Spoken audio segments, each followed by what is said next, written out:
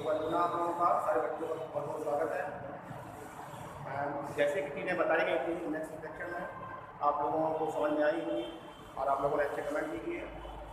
मुझे लगा कि चीज़ों को कंटिन्यू रखना चाहिए, इसीलिए आज हम लोग आगे की चीज़ें पढ़ते हैं। हम लोग देख रहे थे नाइट्रिक एसिड, और नाइट्रिक एसिड में हम लोगों ने देखा था कि नाइट्रिक एसिड को प्रयोगशाला में किस प्रकार बनाया जाता है, और साथ ही साथ हम लोगों ने पूरे मैथड को समझा था।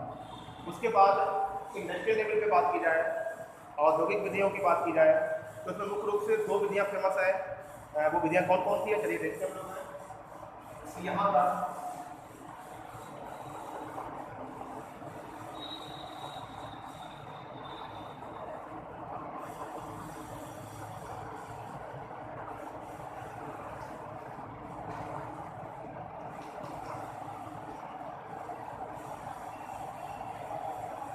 औद्योगिक निर्माण में मुख्य रूप से 2 विधियाँ हैं। अगर हम इसका इंडस्ट्रियल लेवल पे निर्माण करते हैं तो वो 2 विधियाँ कौन कौन सी है। सबसे पहली विधि हमारे पास है वर्कलैंड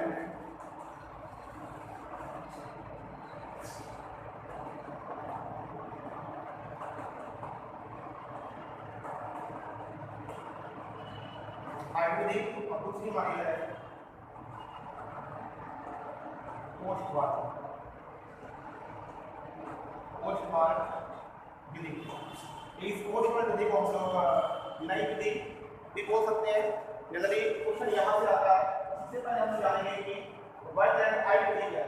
इसकी सबसे पहले बात करते हैं कि वर्क एंड आइड विधि द्वारा किस प्रकार से हम लोग नाइट्रिक एसिड का निर्माण करते हैं। जैसा कि आप लोगों को दिख रहा होगा कि हमारे पास हेडिंग है, इसका डायग्राम पूरा बना हुआ है। इस डायग्राम को हमें समझना है। सबसे पहले इसकी बेसिक विधियाँ समझनी है कि इसको बेसिकली किस प्रकार बनाया जाता है। उसके बाद हम लोग इसके पूरे प्रोसीजर को समझेंगे कि किस प्रकार से बनता है। चलिए हम लोग इसको देखते हैं।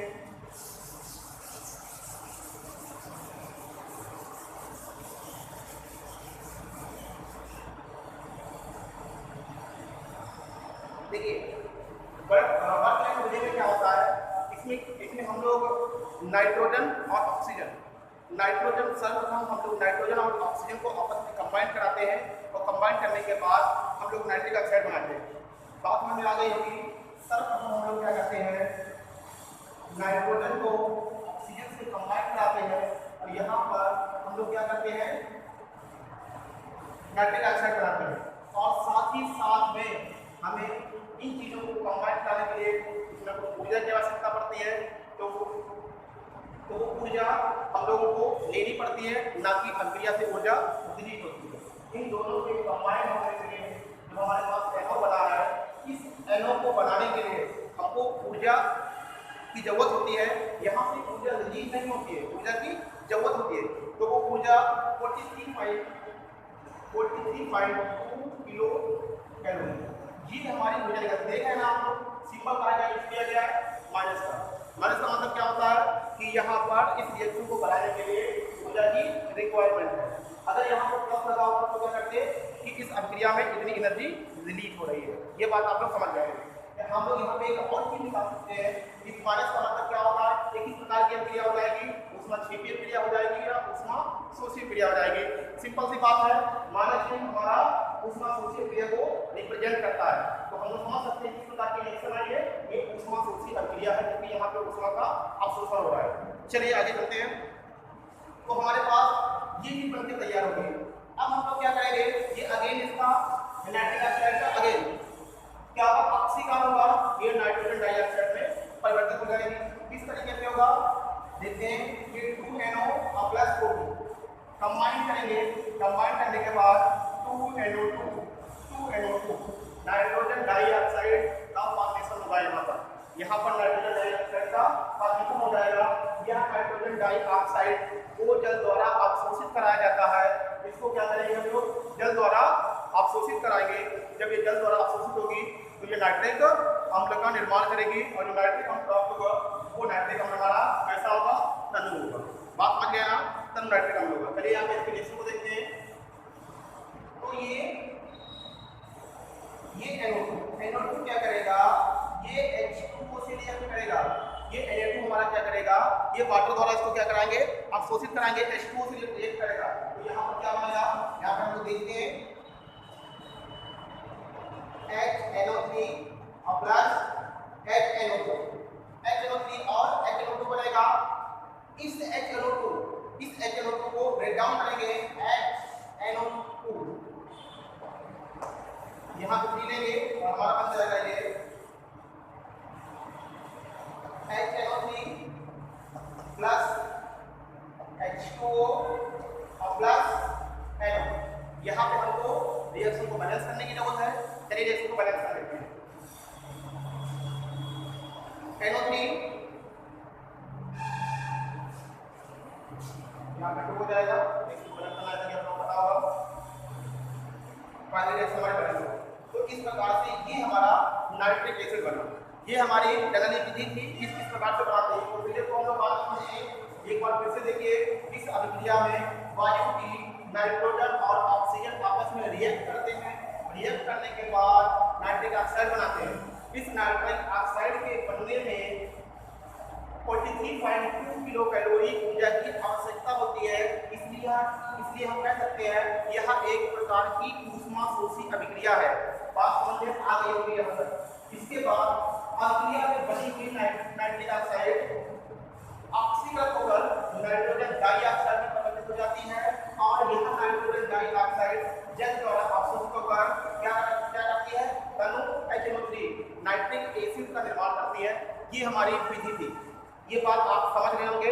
अब चलते हैं प्रक्रिया पे, प्रोसेस क्या है इसका।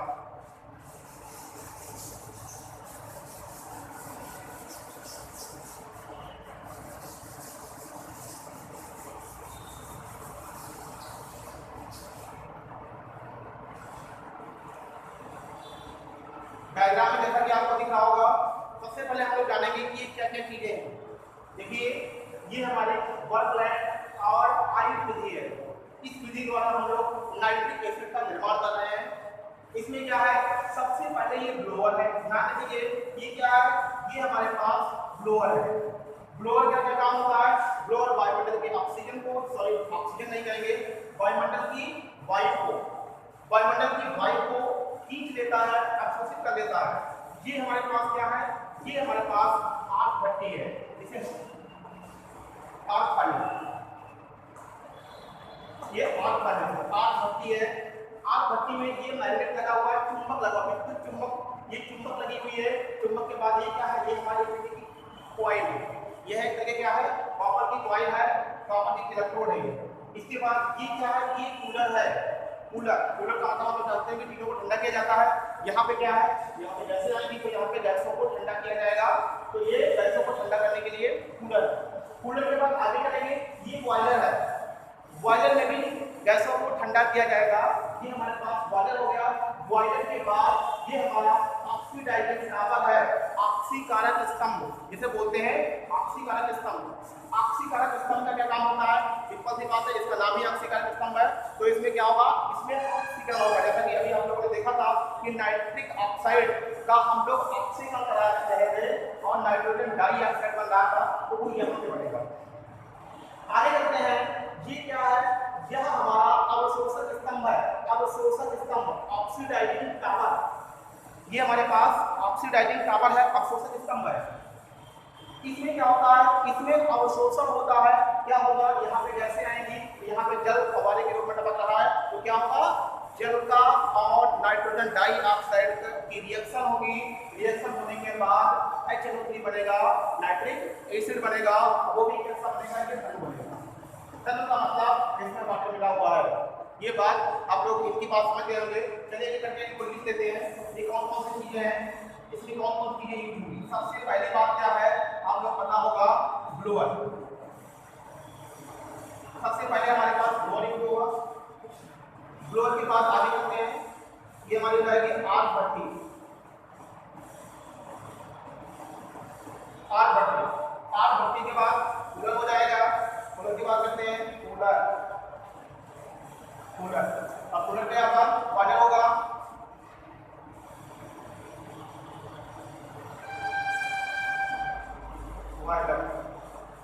अब बॉयलर के बाद ऑक्सीकारक स्तंभ, ये लिख लेते हैं।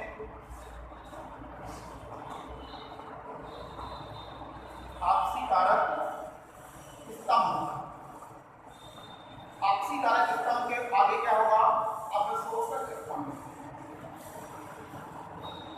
अवशोषक स्तंभ। ये पार्ट है, ये पार्ट आप लोगों को बहुत अच्छे से याद होना चाहिए।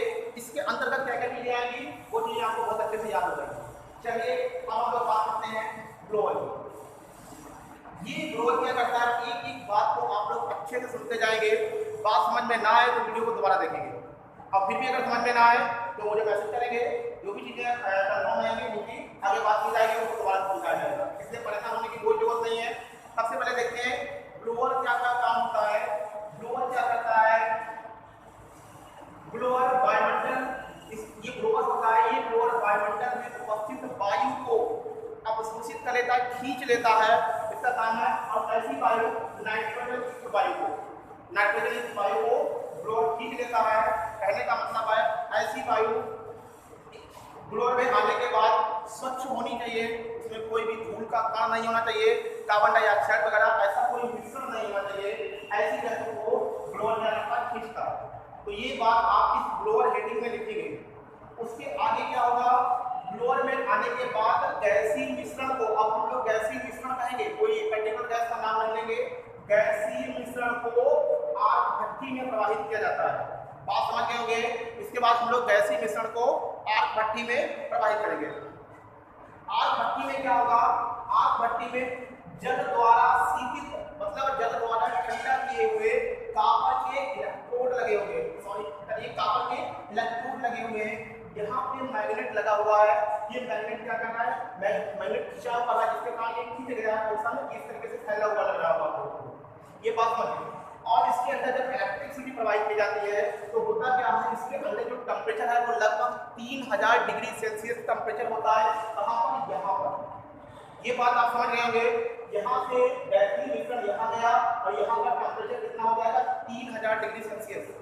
3000 डिग्री सेल्सियस टेम्परेचर पर, 3000 डिग्री सेल्सियस टेम्परेचर पर आग भट्टी में नाइट्रोजन, मतलब गैसीय मिश्रण में उपस्थित नाइट्रोजन और ऑक्सीजन, नाइट्रोजन और ऑक्सीजन आपस में रिएक्ट करेंगे और हमारे पास क्या बनाएंगे, नाइट्रिक ऑक्साइड बनाएंगे।